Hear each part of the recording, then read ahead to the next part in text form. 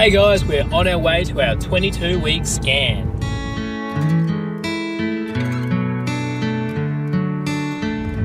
So my name's Charles, this is Ellen. We have a 1-year-old daughter and Ellen is pregnant with our twins at 22 weeks.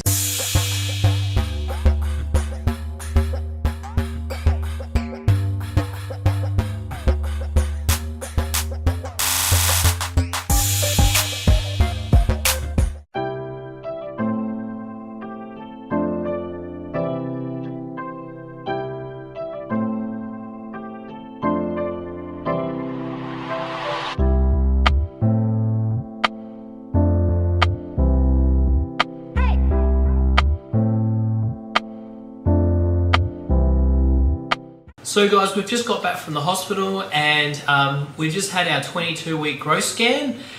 So some of the things that they were looking for in that scan was they were having a look at the blood flow from the umbilical cord, from the heart, and also the blood flow in the brain.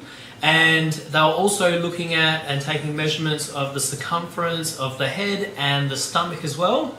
They have a look to make sure that the blood is visible in both twins. That can be an indicator of twin-to-twin transfusion syndrome if it isn't visible.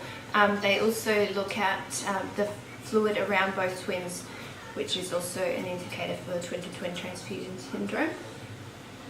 And then from there, after that scan, we went to MFN. While waiting at MFM, Wow! we were chatting to a midwife and we're just expressing some concerns about when we go to Melbourne about splitting our family up. And she was kind enough to email one of the cardiac nurses to see if they had time to see us. While we were in the appointment with the MFM doctor, which was just a brief appointment because everything is going really well with the twins, the midwife came in and said that the cardiac nurse could see us straight away. So when we sat down with the doctor at MFM, one thing that they did look at was the CVS test to see that if this was chromosomal, which the doctor wanted to rule out, and it came back negative, so that was a relief for us. From there, we went from MFM to the cardiac unit at the Wimbledon Children's.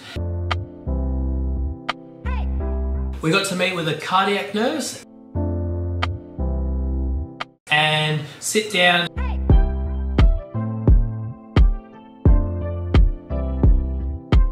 and just go through what was going to happen before, during and after the pregnancy, and then also what was going to happen getting us to Melbourne, but then housing and recovery after the surgery. So in this appointment, so she's a coordinator there, and in this appointment she discussed our concern about the twins being separated. It is a different situation.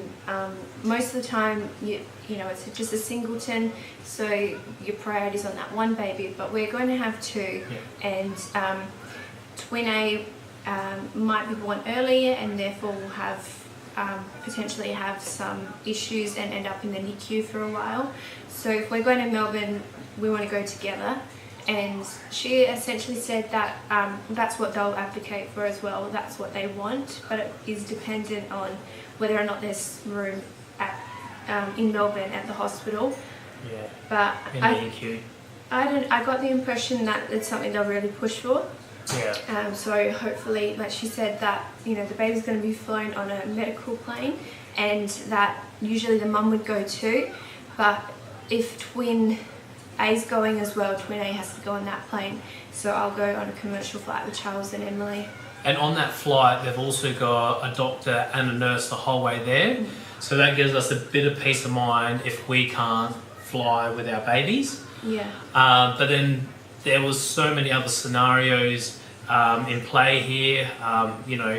If the babies are really, really good and, medically they can come home with us for a week or so, and then we fly later, then we can all go on a commercial flight.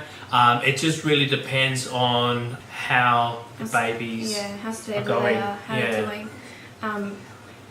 The likelihood is you know, we're going to get to 36 weeks at the most, and even then, you know, a lot of babies do okay, but from what I'm seeing as well, there are some issues and they end up in nursery for a little while. Yeah. So we have to prepare for that. So after the surgery, they would like the babies to have 8 days of recovery before flying.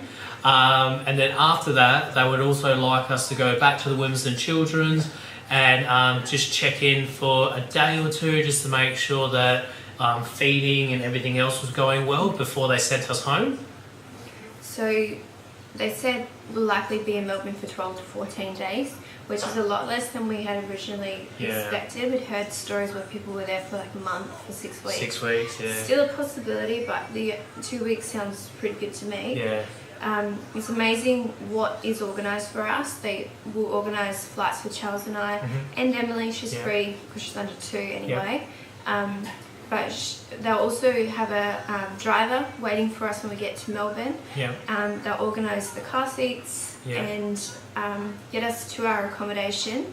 The government subsidise? Yeah, subsidise $88 a night. So if we can get into the Ronald McDonald House, that's completely covered by this the $88. But more likely we'll have to find accommodation of our choice in the area and either pay the full amount and then get reimbursed, or whatever that is will work out.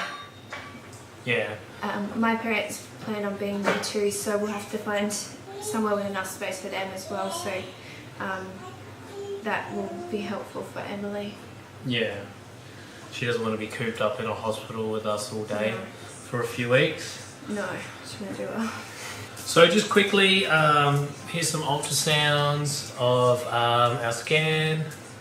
So the top one was twin A. Twin A was face down, so it wasn't a very we couldn't good get shot. a good scan of twin A. Twin B, however, got a really good profile shot there, so that looks really good, that one there.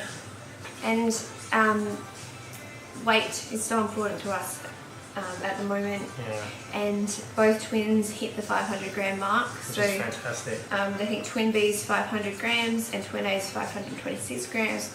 Of course, these scans are just an estimation. God. But they're growing really well. They're growing bigger still, and we're just hitting off every target as we get to them, which is great.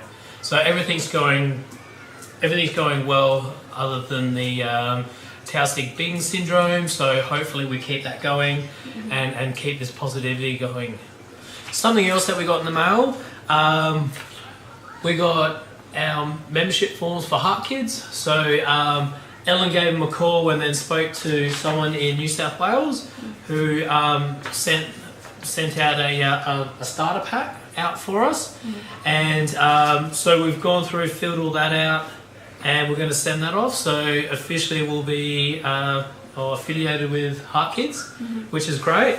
And there's a little bit on there, if you don't mind, talking to other people, other families in similar situations, and both of us ticked yes for that. Definitely keen on helping, supporting other people going through similar situations to us. At the end of the day, that was the whole point of us doing these videos, just reaching out and building a community of support. So that's fantastic.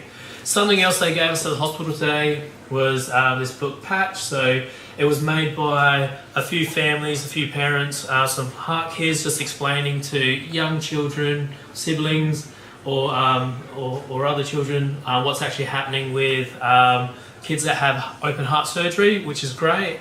I think Emily's a little too young to sort of understand it now, but when she does, that'll be a good introduction to, what's happening with her sibling. All right, guys. So I reckon we'll call it there. So if you're pregnant with twins, or you have twins, or you're just interested to see what we have going on, look out for the next video. Better yet, subscribe and hit that notification bell. If you'd like to donate to Heart Kids, we'll have the link in the description below. Have a look for that, and we'll see you in the next one.